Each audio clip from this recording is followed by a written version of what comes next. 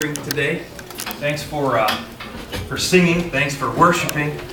As we're changing some things up a little bit on stage, as you may know, and get some new people up here, some different faces, different looks, and some different sounds. Some may be pretty, some may be ugly, but I'm talking about the sounds, of course. I'm talking about the sounds. We are getting together, and we're working on some new stuff, new songs. It's to sing to the Lord a new song.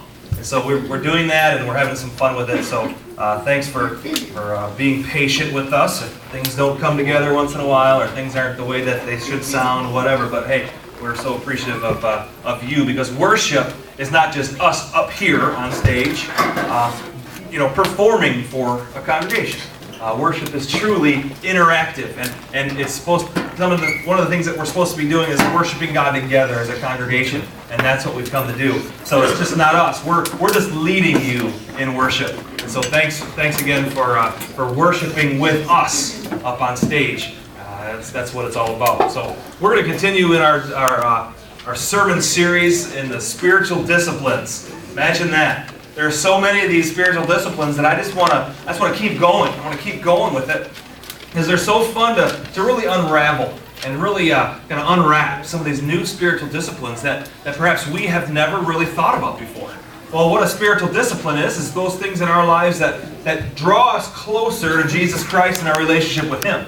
A spiritual discipline is that very thing of disciplining yourself in your spirit, disciplining yourself to honor God with your life, with your lifestyle, with everything within you. And so that is why we're going through this thing called the spiritual disciplines, because we all need discipline, don't we? We all need that extra help in our relationship with God. So that's why we're going to be continuing to talk in our series in the spiritual disciplines. Well, today we're talking about stewardship as a spiritual discipline.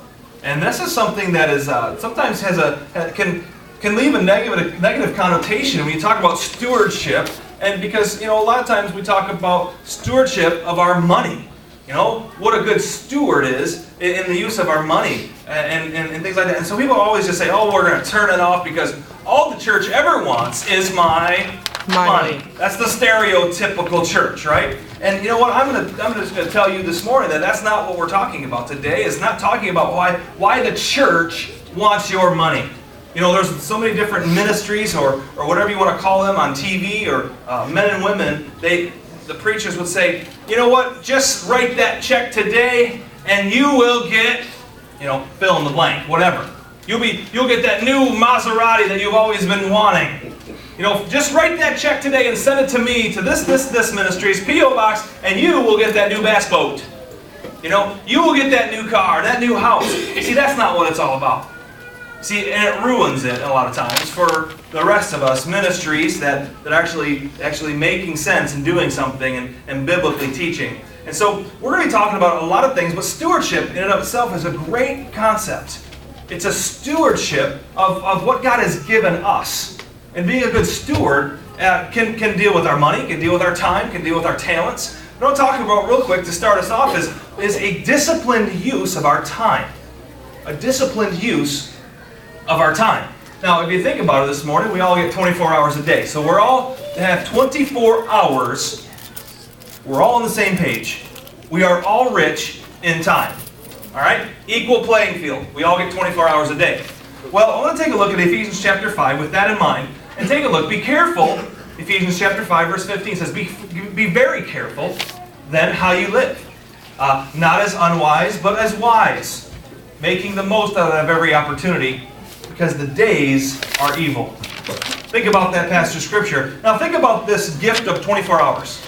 We all have given this currency of time that we have to spend, and what we like to spend our time on is mostly ourselves. All right? So let's break it down a little bit. I'm going to spend some time breaking it down for us. And think about this morning, what is the most thing that we do with our time? Well, we sleep, right? We sleep the majority, or not the majority, but that's the biggest chunk that we take our 24 hours with. So we sleep. Some sleep more, some sleep less. But we sleep. And sleep is selfish, right? I mean, there's nothing wrong with sleep, don't get me wrong. I'm not going to preach to you this morning and say, "Thou shalt not sleep," because it's evil, and no, that's not what I'm talking about. Sleep is something that we need, but it's for self, right? That's okay. That's all right. what is the second thing we do? Well, we work.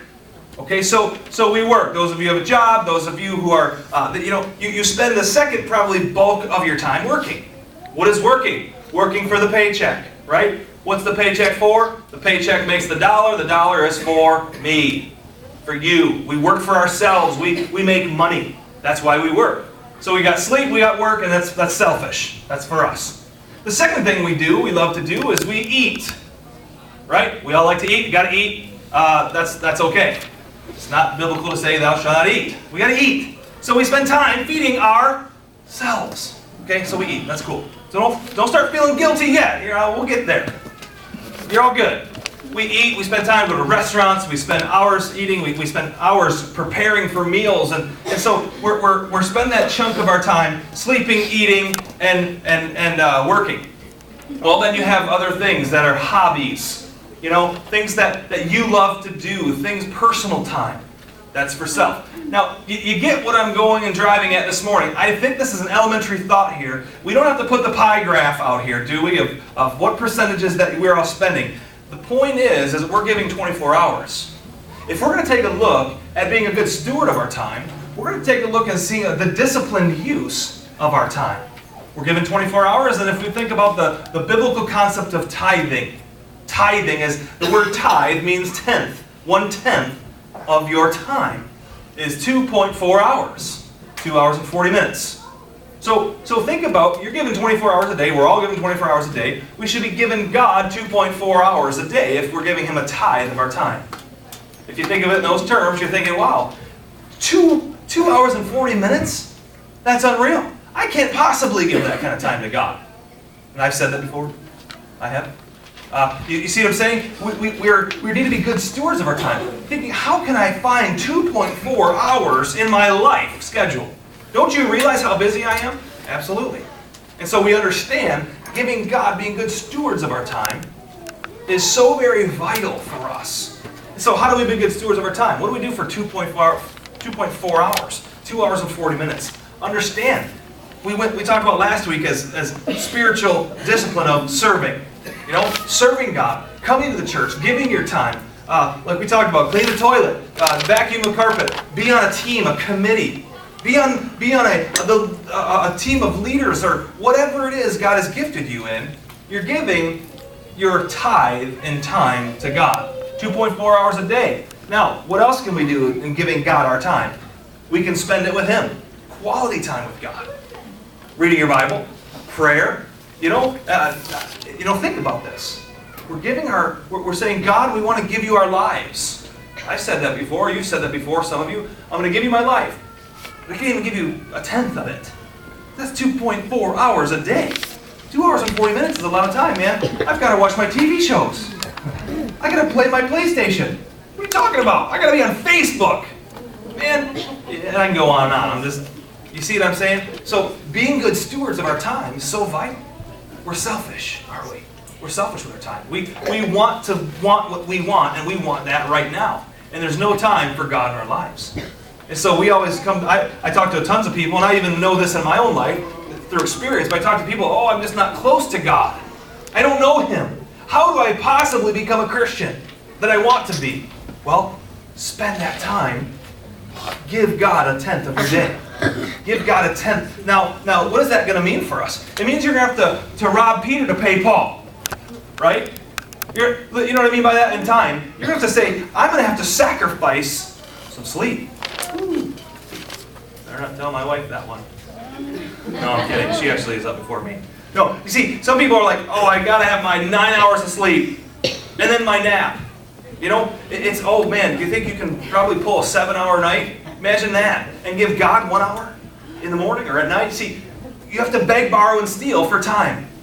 Give God your time. 2 hours and 40 minutes. Now, is that a biblical concept of 2 hours and 40 minutes? No, I don't want to be legalistic here and say, well, here we go, click, click, here's my timer. Ready, God, this is for you, here we go. Oh, time's up.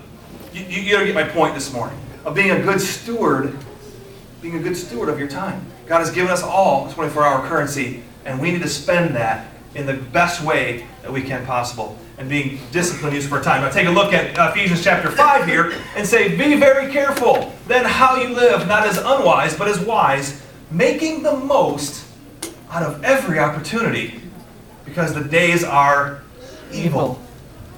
So you're finding yourself in these evil times. We find ourselves in these evil days. You find yourselves, I'm always getting my butt kicked with sin. And I wonder why. Because Ephesians chapter 5 says, be careful how you live and how you use your time. Give God a portion of your time in disciplined Bible study, prayer, and serving. And therefore, that's the way that we're going to be careful in making every opportunity. All right, so let's jump into another thought of being a good steward. We can be a good steward through our time, our talents. We can also be a good steward of our treasure. Having a disciplined use of our money.